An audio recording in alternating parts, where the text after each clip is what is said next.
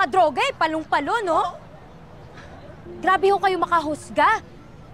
Pati pagiging punong abala, dinadamay niyo po. Lakas nyo talaga magbasag eh, no? Ano gusto nyo mangyari? Hoy, Dagul!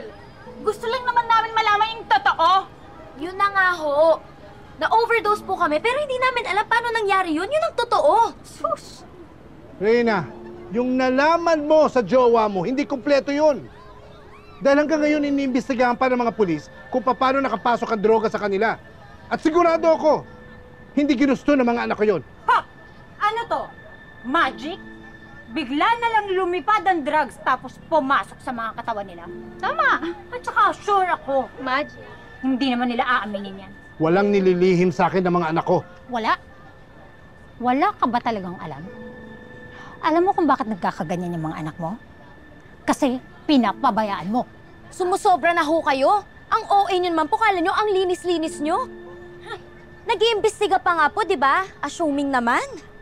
Well, kung binabantayan mo yung mga anak mo, then why that happens?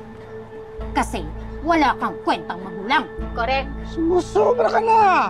Mawalang galang lang ho. Wala pong ibang ginawa si Mang Paul kundi mahalin at alagaan yung mga anak niya. Maski nga po ako eh. Ramdam ko yung pagiging tatay niya sa akin kahit hindi na ako tunay na anak.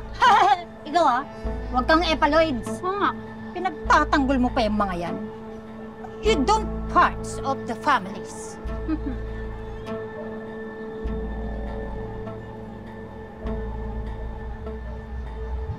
Oh, mukhang may trouble ah. O yan na naman to, nag-aaway na naman ba dito? Parang tayong pamilya, araw-araw tayo nakikita. Parang hindi nyo kilala si Mang Paul, pati yung mga anak niya. Araw-araw nga kayong makain dito sa eatery niya eh. Sila mo siya, hindi nyo kilala? Ha? Alam nyo, mabubuti silang tao, matitino sila. Matutulungin. Panigurado yung iba nga sa inyo, natulungan pa nila. Tapos ganito, may issue lang. Masamang tao agad yung tingin nyo sa kanila. Alam nyo, kaya hindi tayo umuudlad kasi ganyan kayo eh. Mapanghusga kayo eh. Magbago na kaya kayo? Wow! Ako pa talaga ang sinasabihin mo magbago? Well, oo nga naman. Ganun talaga. Magkakampihan naman talaga ang mga addicts at ang mga criminals. Diba? True. Diba? Diba? Yes! Yes! Sama to, nag-aamit pa yung history natin. Ito ba talaga ang taong gusto niyong suportahan? Gusto niyo ba na madikit ang mga pangalan niyo sa mga addict at mga criminals na to? Aba, syempre hindi. Oh my Diba? gosh. Kayo, diba? Siyempre hindi. Pero wag na natin pahabain to. Total, hindi ka naman aamin eh sa pagiging pabaya mo sa mga anak mo. Dali na lang natin to kay Imahana. Tama, kay Imahana tayo. O sige, tara, magkita-kita tayo doon. Tara. Halika na! Tama. Alayas na nga dito.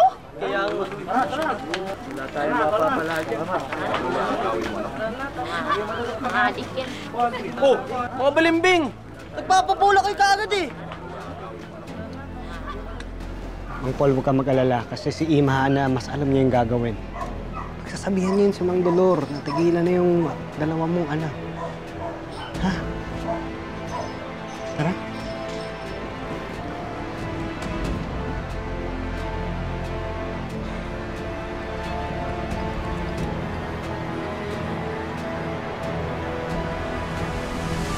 Oh, bakit ba kasi pinuwi mo sa probinsya yung mga anak mo? Taas Pero ano bang ginagawa sa mga addict? Di ba? Hinuhuli.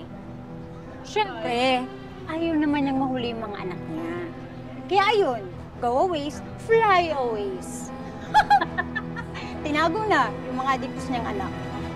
Kung ano-ano ang sinasabi ninyo. Tama ang desisyon ko. Buti pinauwi ko sila sa probinsya. Kung dito, puro stress lang aabutin sa inyo. Ilang beses ko mga sasabihin sa inyo na iniimbestigahan pa ang pangyayari. Gusto niyo bang kayong maakusahan ng libelo, ha? Sa mga paratang ninyo? Ano ba kasi ang talagang takay ninyo dito?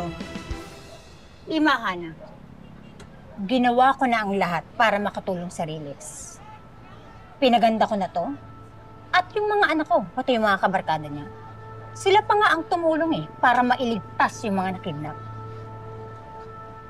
And these my enemies, what did you did? Did, do, does, do. Doing. Okay. And what did you doing? Okay, nanalo si Mang Paul sa limbagan, di ba? Yung tato? So proud na proud kayo doon? Pwede ganito na lang. Kung gusto ni Paul, edi sa kanya na yung responsibilidad ng paglilimbag. Pwede naman yun, ganun na lang. Eh si Mang Paul din nag-imbento ng Bantay Riles program. Kung di dahil doon, hindi matitigil tong kidnapan sa atin, di ba? And I repeating myself, kung hindi dahil sa mga anak ko at sa mga kaibigan niya, itong project na to, wala ito. Correct. Tsaka teka, meron pa tayong ikatlong pagsubok. Kailangan natin ng pondo doon. So, how is much is the money in your alkansya? 14,000. At saka madadagdagan pa yon kapag nabenta namin lahat ng mga ukay-ukay namin sa online sale. Oh my gosh! Oh my gosh! Yun lang? Wait a minute. How is much us? Well, if I am not mistake, parang mga nasa 150,000 lang naman eh. Pero hindi. Di bale, madadagdagan din naman yan. Yes! Yung sa inyo kasi, wala na kayong panahon para maabutan nyo yung saan. Kahit pa mag-ukay-ukay kayo, kahit na ilang beses pa yan. Even if you 50-50 sales your kidney, not enough. Sa'yo na rin ang galing dulot. May panahon pa bago ang huling paghuhusga. Eh bakit pa kasi pinapatagal pa natin ito, Ima? Alam naman natin na hindi naman worth itong si Paul. Di ba alam din ng lahat kung ano nangyari sa mga anak niya? Bakit ba nagkaganon? Eh kasi nga, napabayaan niya. Eh kung ang pamilya nga hindi niya maalagaan. Hindi niya maayos. Correct! Ang sityo liwanag kaya? Averse? I'm right. True! Yes! Yes! Tama si Tulong!